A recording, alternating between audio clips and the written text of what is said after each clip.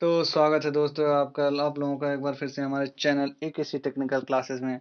पिछली क्लासेस में वीडियो में हमने आप लोगों को डिजिटल इलेक्ट्रॉनिक्स के इंट्रोडक्शन, नंबर सिस्टम के इंट्रोडक्शन और भी कुछ बहुत बताया था। लेकिन आज हम आपके लिए लेके आए हैं डिजिटल इलेक्ट्रॉनिक्स के सम स्पेशल टॉपिक्स। आप लोगों को मैंने कहा था कि अगले वीडियो में हम लोग डिजिटल नंबर सिस्टम के कन्वर्जन्स की बात करेंगे, लेकिन उससे पहले हम आप लोगों को कुछ इम्पोर्टेंट टॉपिक्स के बारे में बताना देना चाहते हैं, जिससे आप लोगों को नंबर सिस्टम के कन्वर्जन में कोई प्रॉब्लम ना हो। तो चलिए हम लोग चलते हैं टॉपिक्स की तरफ।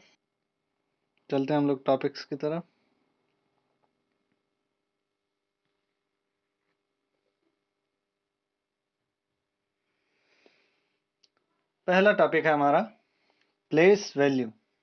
प्लेस वैल्यू यानी स्थानीय मान। स्थानीय मान से आप लोग लगभग सभी लोग परिचित होंगे ही। स्थानीय मान हमें क्लास थर्ड से फोर्थ से ही बताया जाता है। तो डेसिमल नंबर सिस्टम में स्थानीय मान सेम वैसे ही होता है, बस थोड़ा कुछ अलग होता है। तो चलिए देखते हैं। पहला हमारा decimal number system place value. इसमें आप लोगों को नंबर लाइन के तो ज्ञान होगा ही। यहाँ देखिए, जीरो, इसके तरफ पॉजिटिव नंबर्स होते हैं और इधर नेगेटिव नंबर्स। सेम इसके पावर में भी यही बात है। देखिए, डेसिमल नंबर सिस्टम में जो जीरो है, मान लीजिए कोई अंक 101 यानी 101, डेसिमल नंबर सिस्टम में इसको 101 पढ़ेंगे, बाइनरी नंबर सिस्टम में 101 पढ़ेंगे। अब इसका अगर हम प्लेस वैल्यू निकालते हैं, तो हम प्लेस वैल्यू निकालते हैं यहाँ से 101।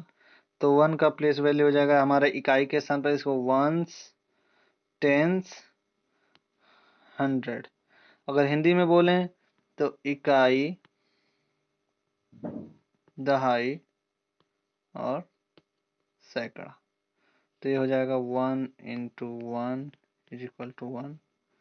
शून्य का हो जाएगा 0 इंटू 10 इज इक्वल टू 0।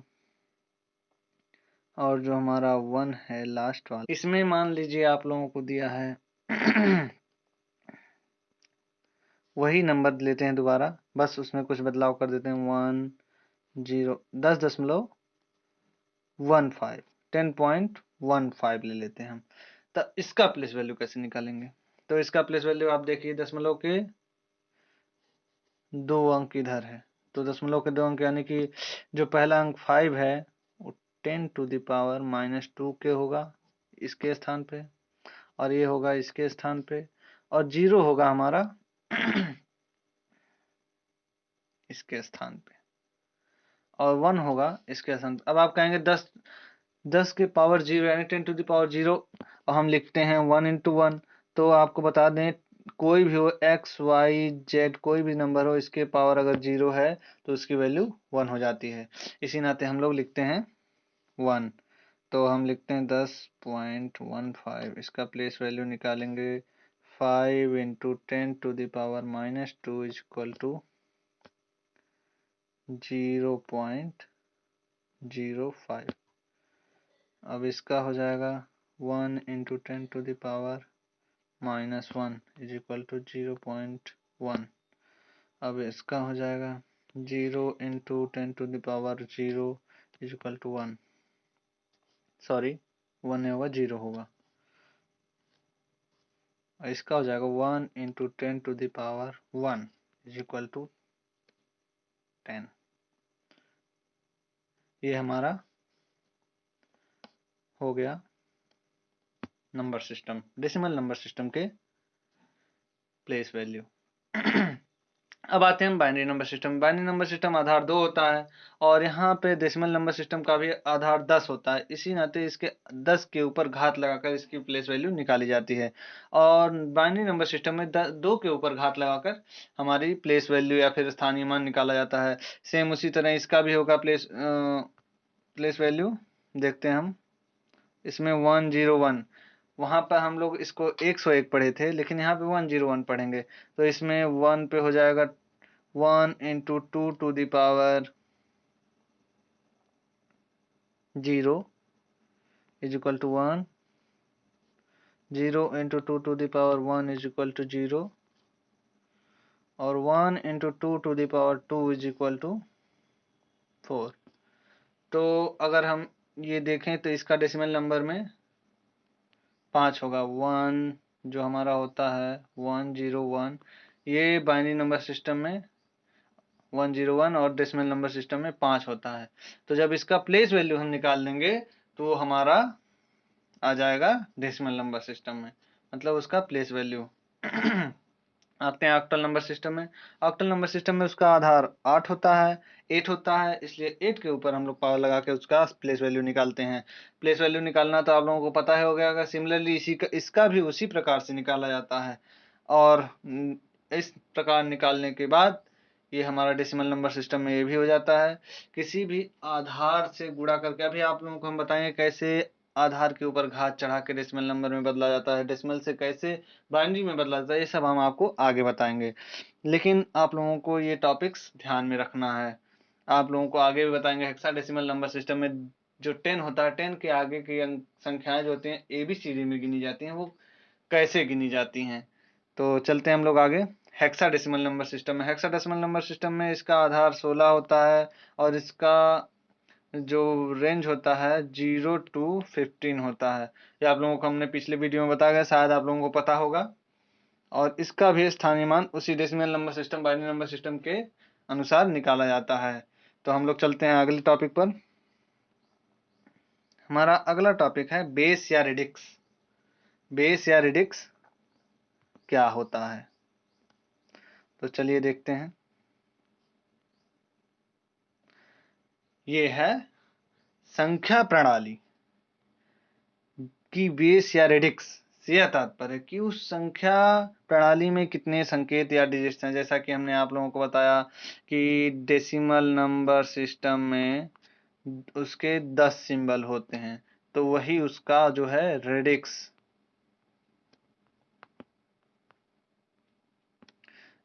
या फिर बेस हो जाता है। तो डेसिमल का तो हमारा 10 हो गया बेस। बाइनरी का हमारा 2 नंबर होता है, सिंबल हमारे 2 होते हैं, रेंज हमारा 2 होता है, वही रेंज जो होता है वही हमारा आधार हो गया 2। और बचा हमारा ऑक्टल में 8 और हेक्साडेसिमल में 16। ये होते हैं हमारे बेस, रेडिक्स। बेस किसी संख्या का वह आधार होता है, आधार वह बताता है कि उस संख्या में कितने संकेत लिए जाएंगे। संकेत मैंने आप लोगों को पहले ही बता दिया, ये संकेत मान लीजिए डेसिमल नंबर सिस्टम है तो 0 1 2 3 4 5 6 7 8 और ये 9। आप कहेंगे डेसिमल नंबर सिस्टम है तो 10 क्यों नहीं लिया गया। तो अगर आप इसको काउंट करेंगे 1 2 3 4 5 6 7 8 9 10, 0 को लेने के बाद ये 10 नंबर्स हो जाते हैं। तो हमको डेसिमल नंबर सिस्टम में सिंबल्स कितने चाहिए, 10 सिंबल चाहिए। तो हमारा अगर 10 लेते हैं तो हमारा 11 सिंबल हो जाता है। यही नाते इसको इस प्रकार लिखा जाता है। चलते हैं हम लोग आगे। आगे है हमारा संख्या पद्धति तथा इनकी आवश्यकता। संख्या पद्धति की हमें आवश्यकता क्यों पड़ी। जो हमारा परंपरागत अंकगणित होता है उसमें गणना सदैव हम डेसिमल नंबर सिस्टम में करते हैं, उसमें हम गणना सदैव डेसिमल नंबर सिस्टम में करते हैं, डेसिमल नंबर सिस्टम। लेकिन हम सदैव डेसिमल नंबर का उपयोग करते हुए जो उसका आधार होता है 10, 0 से 9, और दशमलव संख्या का आधार 10 के कारण उसका जो रेंज होता है 0 से 9 और रेडिक्स वही होता है उसका।